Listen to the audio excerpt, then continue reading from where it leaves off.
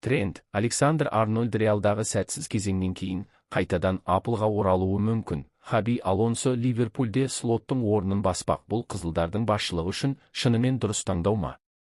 Барселона тағы да топ клубтан мықты еркін агентті іліп әкетті. Ал Манчестер Юнайтед Арсеналды жеңгеннен кейін жаңа шабуылшы сатып алуға кірісті. Осы және өзге де жаңалықтардың барлығы бүгінгі шығарылымда. Сәлеметсіздер ме, достар? Сіздермен бірге Ағыз доп арнасы. Міндетті түрде лайк басып, қоңырауды қосып, арнаға жазылыңыздар. Жазылып қойдыңыздар ма? Онда бастайық. Трент, Александр Арнольд қайтадан Англия премьер-лигасында бой көрсетуі мүмкін, алайда бұл жолы Ливерпуль сапында емес.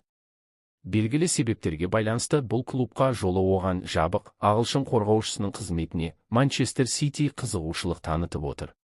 Клуб өкілдері Реал Мадрид пен Тренттің ықтимал ауысуы туралы келіссөздер жүргізіп те қойған.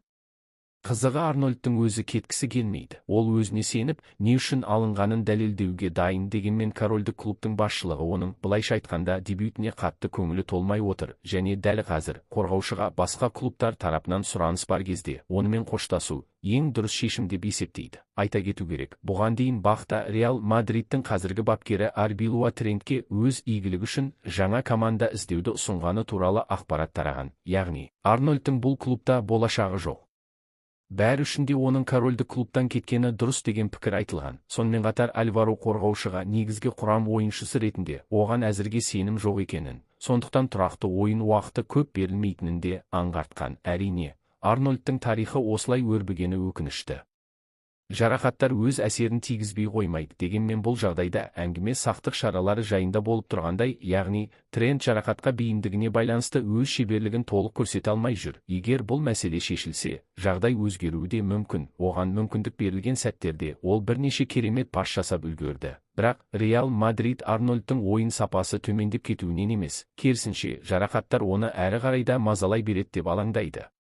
Ал клуб оны ұзақ жылдар бойы негізгі құрамның тұрақты ойыншысы ретінде көргісі келген. Оның үстіне жалақысы да өте жоғары. Қысқасы, сатуға негіз жеткілікті. Оның үстіне Трент корольдік клубқа еркін агент ретінде келгенін де ұмытпайық. Дегенмен кейбір бақ Реал Мадрид Ливерпульге 20 миллион еуро көлемінде өтемақы төлегенін жазды. Бірақ бұл ақпарат нақты емес. Қалай болғанда да, қазір Реал Арнольдты шамамен 50 миллион еуроға сата алады. Себебі оның нарықтағы бағасы 70 миллион шамасында тұр. Айтпақшы, ағылшын ойыншысы Реал Мадридке ауысқалы бері оның трансферлік құны 5 миллион еуроға төмендеген. Жалпы алғанда, корольдік клуб қазір өзіне күмән тудырып отырған футболшылардан құтылып қана қоймай, сонымен бірге жақсы табыс та таба алады. Мүмкін.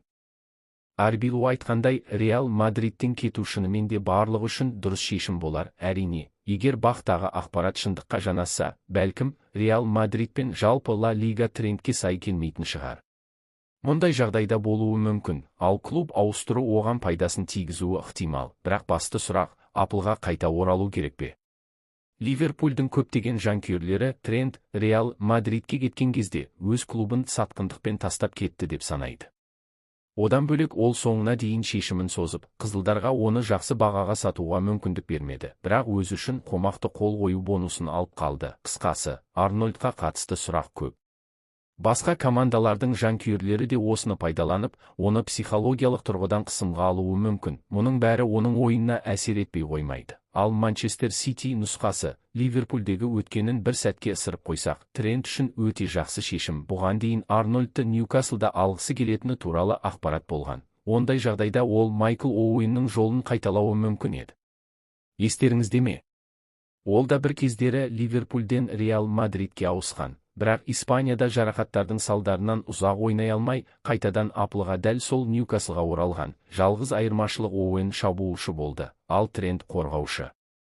Дегенмен әділдік үшін айтсақ, Ньюкаслға ауысу қалған нұсқалардың ішінде ең аз резонанс тудыратын шешім болар еді.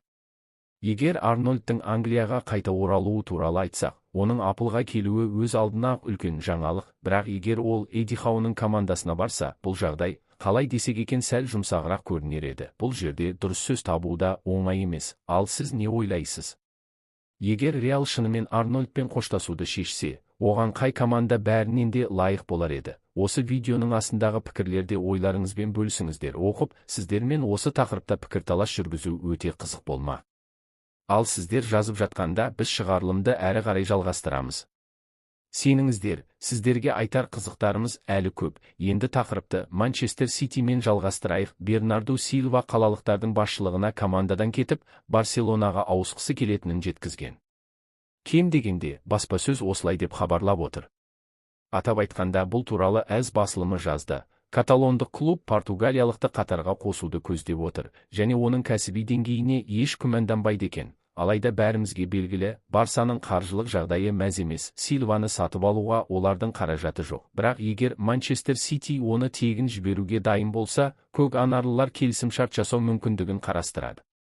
Айта кетейік, Силваның қалалықтармен келісімі осы маусымның соңында аяқталады. Әрі тараптар оны ұзартуға ниетті емес. Жалпы алғанда, Барса үшін мұндай ойыншыны тегін алу тамаша идея.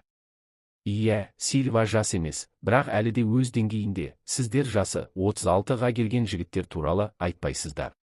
Бізде 6 ай немесе 4 ай сәтсіз өтті де, кенеттен біз кәрі, жеткіліксіз болып шыға келдік. Соңғы 8 маусымда біз премьер лиганы 6 рет жеңіп алдық, ал енді 4 әлсіз айдан кейін бірден қарт болып қалдық па?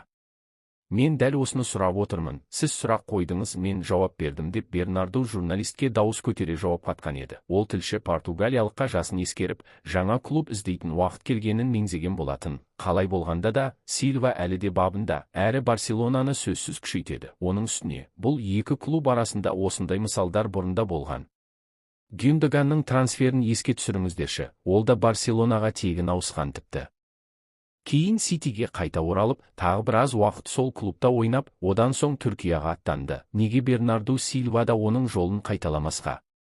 Біз, егер оның ойын бабында бәрі дұрыс болса, Барса сапында кем дегенде 2, тіпті 3 маусымға дейін ойнай алады деп сенеміз.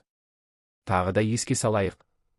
Каталондықтар оны еркін агент ретінде алады. Әрине, жалақыға бәрібір қаржы жұмсауға тура келеді, одан қашып құтыла алмайсың. Кәсіби футболда ешкім тегін ойнамайды, достар. AS басылымының мәліметінше, Хаби Алонсо Ливерпульмен келіссөздер жүргізген. Оның үстіне, бұл әңгімелер оң нәтиже беріп, өте жемісті өткен. Испаниялық маман, былайша айтқанда, өз мансабының едәуір бөлігін өткізген клубқа қайта оралуға толық дайын. Шынын айтқанда, Алонсоның футболдағы жолы бір түрлі, бірақ жақсы мағынадағы бір түрлі болып қалыптасты. Ол ұзақ уақыт Ливерпульде ойнап, бұл клуб үшін аса маңызды ойыншы болды. Кейін Реал Мадридке ауысып, ол жақта да шешуші рөл атқарды. Енді уақытың өтті дегендей көрінген сәтте Хаби Баварияға ауысып, тағы да өзін команда үшін ұзақ жылдар бойы маңызды буын ретінде дәлелдей алды. Осыны айтып отырғанымыз, Реал Мадридтің жанкүйерлері Алонсоны біздікі дейді. Ал ол Ливерпуль үшін бөтен бе, немесе Бавария үшін жат па? Ол, жалпы, қай клубқа өз адамы? Бұл сұраққа жауап беру оңай емес. Ал Ливерпульдің бас бапкері қызметіне тағайындалуы туралы айтар болсақ, Алонсо Арне Слотпен қоштасқан сәттен кейін ақ қызылдарды тізгіндеуге келісім беруге дайын екен. Еске сала кетейік, Ливерпуль соңғы матчында Борнмуттан жеңіліп қалды. Бұл жағдай нидерландтық бапкердің команданы дағдарыстан шығара алмай отырғанын тағы да дәлелдеп отыр. Клубты әлі де қалтырап тұрған күйінен шығара алмай келеді. Ал Борнмут жағынан қарасақ, олар алаңға неге біз Ливерпульді ұтпасқа деген оймен шыққандай әсер қалдырды. Арне Слоттың командасы қазір біз өткен маусымда көрген нұсқадан мүлде алыс. Ливерпуль ойынның барлық дерлік компоненттерінде әлсіз көрінді. Қателіктер тым көп, қорғаныста елеулі мәселелер бар. Мұны шешуші гол айқын көрсетті. Иә, олар стандарттардан 2 гол соқты, бірақ доппен ойында өте аз мүмкіндік жасады. Бұл келтірген Алан Ширердің пікірі. Шынымызды айтсақ, біз Хаби Алонсоны Ливерпуль үшін ең үздік нұсқа деп есептемейміз. Бірақ егер Слотты қызметінен босатып, бірден жаңа бапкер табу керек болса, жастар командасының жаттықтырушыларын немесе уақытша шешімдерді қарастырмай-ақ, дәл қазір Алонсо жаман таңдау емес. Ал егер маусымның соңына дейін күтуге мүмкіндік болса, онда бәлкім сабырлырақ, тұрақтырақ маман іздеген жөн болар еді. Әрине, Алонсоны қазірде жазда да тамаша шешім деп санайтындар аз емес. Ендеше, әркім өз пікірінде қалсын. Жалпы, егер Слотты қызметінен босататын болса, неге маусымның соңына дейін Стиви Джерардқа мүмкіндік бермеске? Тек қараңыздаршы, Керрик Мью мен қалай бастады. Алдымен Манчестер Ситиді, кейін Арсеналды ұтты. Джерард та Ливерпульге күшпен сенім ұялата алады. Оның қолында мұның бәрі бар, бұған сірә ешкім қарсы бола қоймас. Ол Ливерпуль үшін, біз осы терминді қолдансақ, Хаби Алонсоның қосындысынан да өз адамы дер едік. Жалпы, жаңа бапкерді бірден міндетін уақытша атқарушы ретінде тағайындау жаңа трендке айналуы мүмкін. Мұндайда адам бастапқыда босаңдау келеді, үлкен қысым сезінбейді. Тактикалық идеяларын іске асырудан қорықпайды. Нәтижесінде бәрі де жолға қойылады. Клуб ішінде бұл әлдеқайда ыңғайлы, ешқандай өтемақы да, 15 миллиондық айыппұл да жоқ. Бапкерді алдың, сынақ мерзімін бердің, жақсы нәтиже көрсетті ме, қалсын, көрсете алмады ма, онда бір белгілі фильмдегі сөзбен айтсақ, іздей береміз. Сондықтан Джерардты тағайындау арқылы Ливерпуль аса үлкен тәуекелге бармайды. Уақытша міндет атқарушы нұсқасы оған сай келеді. Ал Хаби Алонсоға қатысты мұны айту қиындау. Алонсо ең кемі 2 маусымға келісімшарт сұрауы мүмкін, әрі кіру бонусы немесе айыппұл шарттары да болуы ықтимал. Қалай дұрыс аталады, өздеріңіз білесіздер. Әрине, оның тарапынан Ливерпульді маусым соңына дейін алып, сосын көрерміз деу өте батыл әрі абыройлы қадам болар еді. Бірақ бірдеңе оның бұған бара қоймайтынын аңғартатындай. Осы маусымда ол бір рет қызметінен босатылды. Енді мұндай жағдайдың тағы қайталануына жол бергісі келмейтіні анық. Ал сіздер ештеңені жіберіп алмау үшін дәл қазір арнамызға жазылып, қоңырауды басыңыздар. Сонда футбол әлемінің түкпір-түкпірінен келетін ең жаңа жаңалықтардан әрдайым хабардар болып отырасыздар. Ал сіздер осы әрекеттерді жасап жатқанда біз келесі жаңалықтар бөліміне өтейік. Соңғы кезде Челси мен Манчестер Юнайтед арасындағы трансферлік байланыстар тым көбейіп кеткендей. Алдымен баспасөз Палмердің Ньюға ауысуы мүмкін деген тақырыппен жар салды. Мұны тіпті беделді басылымдар да жазды. Енді міне қызуы сәл төмендеу болса да, тағы бір трансферлік сага пайда болды. Лиам Делап Керриктің командасына ауысуы мүмкін. Айта кетейік, Делап Челсиге ауыспай тұрып-ақ, Нью оны өз қатарына қосуды көздеген. Бірақ сол кезде ағылшын футболшысы көктүрлерді таңдаған еді. Қазіргі таңда Transfermarkt порталы шабуылшыны 35 миллион еуроға бағалап отыр. Айта кету керек, Челсиге келгеннен бері оның бағасы 5 миллионға төмендеген.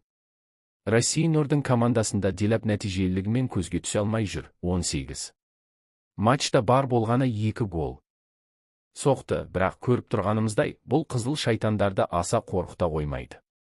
Манкуниандықтардың жаттықтырушылар штабы мен клуб басшылығы Лиамды өте жақсы нұсқа деп есептейді. Дегенмен, ашығын айтқанда, оның кандидатурасына қатысты сұрақтар да жоқ емес. Иә, ешкім оны есептен шығарып отырған жоқ, бірақ көктүрлер шамамен 50 миллион еуро сұрауы мүмкін. Ал мұндай сомаға тұрарлық па деген ой туады. Бәлкім, сәл қымбатырақ болса да, одан да қызығырақ ойыншы табуға болатын шығар. Баспасөздің жазуынша, Делаптың өзі де Челсиді таңдағанына өкініп отырған жоқ, бірақ бұл шешімі дұрыс болды. Өздеріңіз жақсы білетіндей, көктүрлер трансфер нарығында өте белсенді, тіпті агрессивті деуге болады. Олар үшін жаңа шабуылшыны, тіпті бірден 2 ойыншыны сатып алу үлкен мәселе емес. Мұндай жағдайда Делап шетте қалып қоюы әбден мүмкін. Айтпақшы, егер бізді Ньютың жанкүйерлері көріп отырса, сіздер не ойлайсыздар? Челсидің фанаттары да қосылыңыздар. Лиамның Манчестер Юнайтедке ауысуына қалай қарайсыздар? Осы трансферден бірдеңе шығуы мүмкін бе?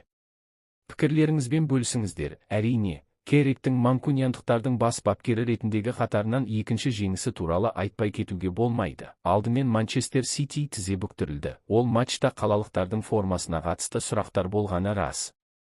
Сол ойында Майкл Керриктің жұмысын бағалауға бола ма, жоқ па деген күмән де болды. Ал енді Нью Арсеналды ұтты. Бұл мүлде басқа деңгей ойыншылар. Мен жаттықтырушылар штабына лайықты құрмет көрсету керек. Олардың қаншалықты көп күш жұмсағанын, осы идеяға қаншалықты берілгенін көріп отырмыз. Әрине, мен оларға көмектесуге тырысамын, кейбір нәрселерді айтып отырамын. Бірақ олар соған сай өмір сүруі керек, және олар дәл солай істеп жүр. Мұны алаңға қосалқы құрамнан шыққан жігіттерден ақ көруге болады. Командада бірлік сезімі бар, барлығы бір мақсатқа ұмтылып, соңында жанкүйерлермен бірге жеңісті тойлау керемет. Бұл маңызды әрі есте қаларлық сәт. Ол жерде менің балаларым да болды. Олар қазір ересек, сол себепті бұл мен үшін ерекше әсерлі болды. Бұл нағыз құмарлық. Мұндай ойындар адамды толқытпай қоймайды. Ал жеңіс керемет дүние деп Керриктің сөзін келтіреді. қазір Керрик Ньюда команданың бабын ұстап тұра алып жүр. Жалпы, психология өте маңызды нәрсе. Кейде ол кез келген тактикалық айладан да пайдалырақ болады. Қазір Пептің командасына дәл осы жағы жетіспей жатқандай. Өздеріңіз де байқаған шығарсыздар, көңіл күйіңіз жақсы болып, ынта жігеріңіз тасып тұрса, бәріне қабілетті сияқтанып кетесіз. Футболшыларда осының айқын. Мысалы, өзің үшін бұл күйге үйрену оңайырақ. Ал оны тұтас командада ұстап тұру әлдеқайда қиын. Керрикке әзірге бұл қолынан келіп жатыр. Жарайсың. Шынын айтқанда, қазір Ньюдің маусым соңында қай жерде болатынын болжап, жоспар құрудың қажеті жоқ сияқты. Көз тиіп кетпес үшін де. Әзірге бәрі жақсы, бәрі тамаша. Тағы да қайталаймыз, Керрик жарайсың, сондықтан жай ғана болып жатқан оқиғаларды бақылап, Манчестер Юнайтедтің жақсы жаққа қарай өзгеруіне үміттенейік. Бүгінге осы. Ертең көріскенше. Баршаңызға сәттілік. Сау болыңыздар.